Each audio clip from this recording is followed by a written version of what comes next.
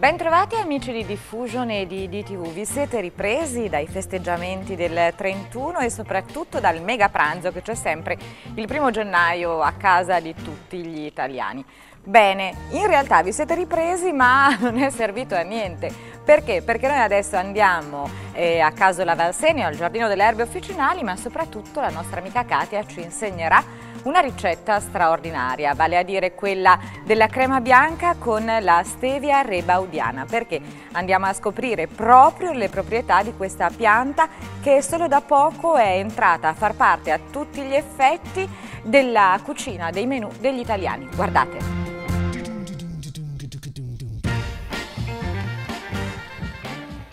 Ben ritrovati qui al Giardino delle Erbe fondato a Casola Valsenio da Augusto Rinaldi Ceroni. Ben ritrovati per una puntata che mi sta particolarmente a cuore, perché va bene l'estate è finita, perché va bene in costume non ci dobbiamo più mettere, perché va bene i rotolini di ciccia hanno un bel po' di mesi per stare coperti, però quando il prossimo anno, ad aprile, siamo tutte preoccupate per la prova costume, se noi invece che arrivare all'ultimo momento, avendo mangiato caffè super zuccherati, cioccolate e tutto il resto, ci fossimo preoccupate di usare un dolcificante naturale come quello di cui parliamo oggi assieme al mio amico Sauro, sicuramente saremmo arrivate più in forma e probabilmente anche con un buon livello di zuccheri nel sangue e con una salute sicuramente migliore. Oggi parliamo di quale pianta? Parliamo della stevia, stevia rebaudiana.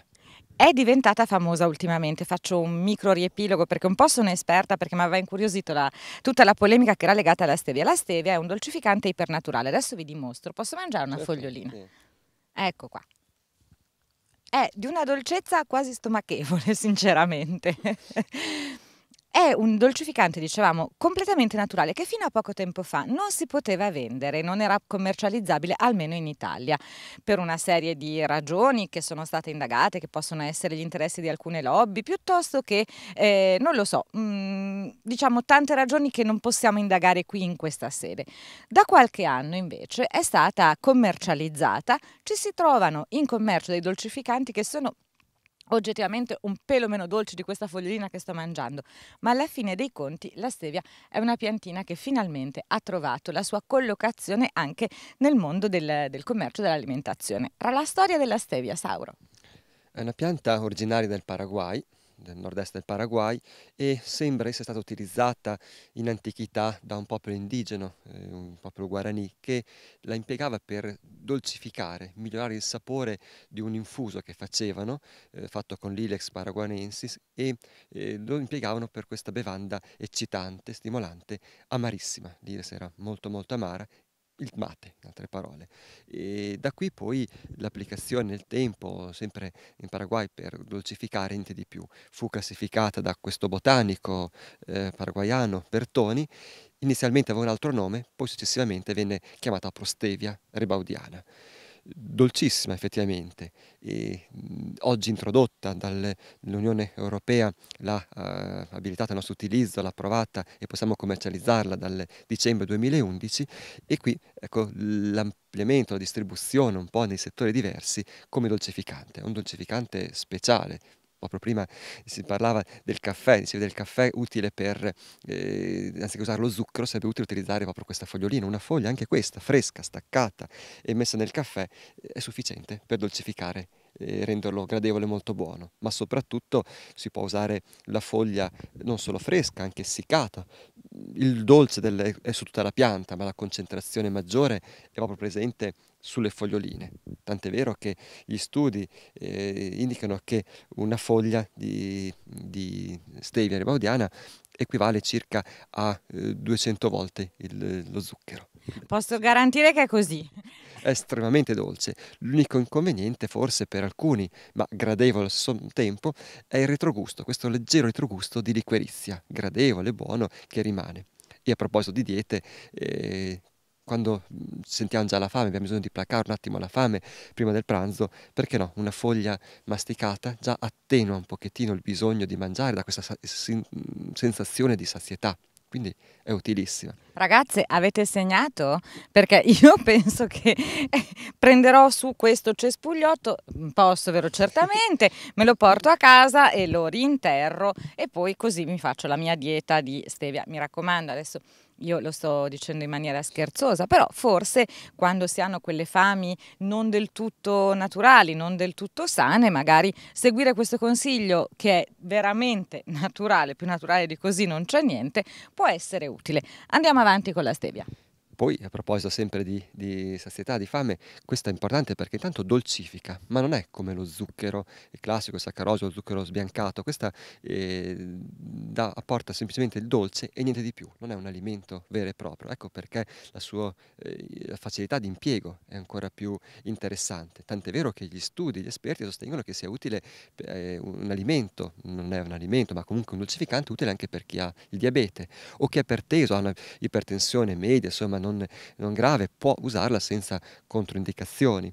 Ma la pianta, la foglia contiene questi glicosidi che sono importanti, esattamente poi i principi attivi importanti sono lo stevioside, il rebaudioside, ce ne sono di varie tipologie, ma sono presenti in concentrazione talmente elevata e ecco che allora l'apporto di zuccherino è elevatissimo, ecco perché possiamo usarla con facilità senza problemi e sono ammessi, non ha tossicità di vario tipo, sono ammessi quindi nella nostra alimentazione senza problemi. Possiamo, dicevo prima, usarla fresca, quindi la nostra fogliolina, la tagliamo, la spezzettiamo, la mettiamo in un dolce, in una macedonia, perché no, mescolata in un liquore, ecco che sentiamo pian pianino, cede pian pianino i suoi zuccheri e dolcifica abbondantemente. Oppure, se l'abbiamo a casa, siccome questa pianta predilige ambienti con clima mite, sopporta male il freddo, sotto i 0, in -1 tende a seccarsi completamente, quindi possiamo tenerla in un vaso, in casa, non proprio in appartamento, ma fuori, in una terrazza, in una zona riparata dove la temperatura non scende troppo sotto lo 0 e semmai andando in riposo in inverno possiamo raccogliere questi rametti, queste foglie e seccarli.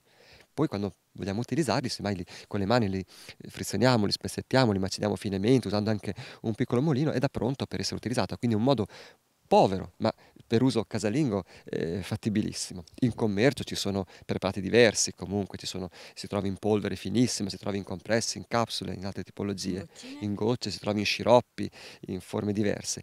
Però in casa possiamo fare questa operazione, possiamo tenerli in vaso oppure coltivarla in piena terra. Queste sono in terra da tempo e comunque nelle coltivazioni fatte anche negli anni passati abbiamo visto che la pianta ha sopportato e superato anche gli inverni. La neve che spesso a molti dà preoccupazione, dà paura, si pensa alla neve, è arrivata la neve, tutto muore. La neve è un'ottima coperta, ripara dal freddo e dalle gelate. Quello che ci dà problemi invece a questa pianta, le piante in generale sono le gelate intense quando non c'è neve o gli sbalzi termici, soprattutto primaverili. Ecco che un consiglio tante volte per la stevia è piantarla o metterla fuori dopo il mese di aprile, quando ormai le ultime brinate sono scongiurate e la temperatura incomincia ad alzarsi. Si può tenere in vaso grande, si taglia e ricaccia con facilità. Ci sono degli accorgimenti, ad esempio quanta acqua vuole, se deve stare, al sole o deve stare all'ombra? Insomma, io faccio queste domande perché io sono un noto pollice grigio. Quest'anno abbiamo deciso di fare questa trasmissione perché salviamo la Dirani dalla sua incapacità, cioè io guardo una pianta e l'incenerisco. Qua già mi resistono e quindi sento di avere fatto dei notevoli progressi. Io alla fine dell'anno voglio il mio orto officinale, quindi adesso prendo tutte le lezioni. Dunque, acqua quanta, sole, ombra, vento? Se si coltiva in piena terra, l'ideale è un terreno soffice, fresco, tendenzialmente sciolto, sabbioso, da scartare i terreni argillosi, che sono più freddi, più compatti, dove ristagna anche molto l'acqua. È una pianta che vuole acqua, ma deve essere drenato, quindi arriva, tiene umido, ma si dilava, rifugge il ristagno idrico. In vaso, prepariamo il vaso sicuramente grande, a me piacciono i vasi grandi, le piante devono stare larghe, comode, anche se i vasetti che noi utilizziamo, che si trovano in commercio, che si utilizzano per portare, trasferire le piante da un posto all'altro, sono essenzialmente piccolini, compatti, stretti. La pianta ha bisogno di un vaso un po' grandino e allora lì anche il substrato che si mette sarà un substrato che permette il drenaggio facile dell'acqua. D'estate ci vorrà acqua tutti i giorni, almeno in vasetto sicuramente, perché si asciugano e lo dimostrano le foglioline che tendono già ad afflosciarsi e appassirsi facilmente. Le temperature di adesso sono miti, cioè più fresco la notte, umidità, e la pianta cresce molto meglio, serve un po' meno acqua. In piena terra, se si può dare un po' di acqua, molto meglio, soprattutto sotto chiome, è l'ideale. Con irrigazione a goccia sarebbe molto meglio. Di tanto in tanto, se apporta acqua, la pianta cresce rigogliosa. Domanda. Vedo qui, chissà se il mio regista può inquadrarmelo, un animaletto rosso e nero che non so che cosa Una sia. cimice. Esistono anche le cimici rosse e nere, Sauro? Si chiama volgarmente cimice milanista, il suo nome. Antipatica la cimice milanista! Non si può sentire la cimice milanista. Ecco, è dannosa per la pianta, così parliamo magari anche proprio delle malattie che può Sì. prendere la stevia. Ma la cimice non dà problemi, soprattutto quando sono così poche, una ogni tanto, nessuna difficoltà. Quando diventano tantissime possono dare irritazioni, punture sulle foglie, qualche problema ci può essere, ma in genere, almeno in questi anni di coltivazione, non ne abbiamo mai riscontrato. Più facile sono le patologie, ci possono essere patologie legate al marciume del colletto, apporto eccessivo di acqua, ci possono essere qualche attacco di oidio, però per il momento, visto anche il fatto che non ci sono coltivazioni estensive di questa pianta, non ci sono condizioni particolari ancora legate al grande sviluppo di questa pianta, le malattie non sono particolarmente marcate. I marciumi sono quelli più diffusi, qualche attacco di oidio sono quelli rinvenuti, qualche cicalina mi ha dato fino adesso pochi problemi, cimici, ragnetti e tanti altri insetti si trovano sopra, ma senza per ora causare grossi danni ancora. Anche se la cimice milanista, va detto a onor del vero, se la prende un interista fa una pessima fine. Ma guarda la cimice milanista. Va bene, lasciamola lì, poi vediamo se quest'anno vince lo scudetto o no.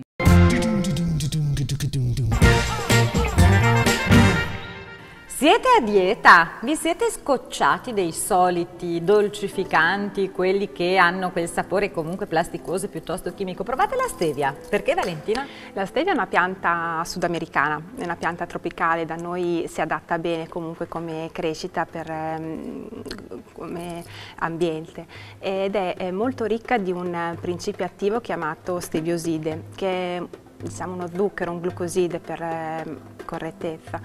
E ha la capacità di avere un potere dolcificante centinaia di volte superiore al normale zucchero di canna, col vantaggio però di avere un apporto calorico estremamente ridotto, se non nullo, in quanto viene assorbito, metabolizzato dal nostro organismo, ma praticamente eliminato senza dare apporto di calorie. Contiene fibre, contiene proteine, carboidrati, vitamine e tantissimi sali minerali, magnesio, potassio, zinco. Una fogliolina di stevia non stare a mangiare la bistecca, che sei a posto.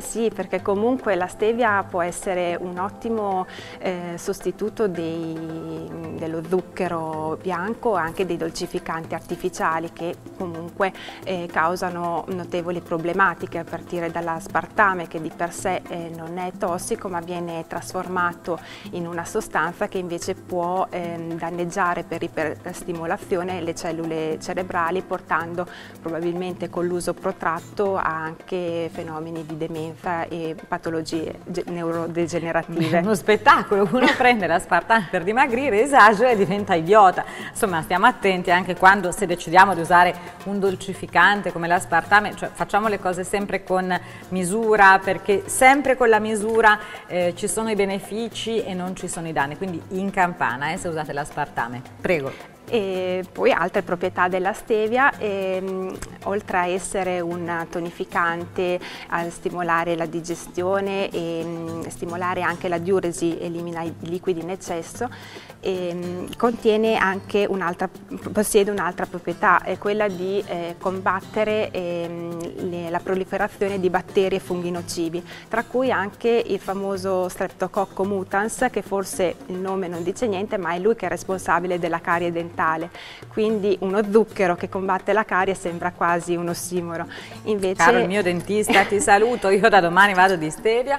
Invece potrebbe essere appunto un ottimo sostituto proprio anche per anticipare queste patologie e creare un ambiente inadatto alla proliferazione di questo batterio e quindi prevenire anche tutti i fenomeni legati alla demineralizzazione di smalto, dentina, alla formazione della placca. E ne basta veramente poco di stevia perché si trova sotto forma di polvere, di foglie stagliuzzate, sminuttate o anche di liquido. E per dolcificare una tazza di tè, caffè o qualsiasi altra bevanda calda che si voglia addolcire sono sufficienti davvero poche gocce, un cucchiaino, e ha un potere dolcificante davvero elevato. E allora proviamola questa stevia, no?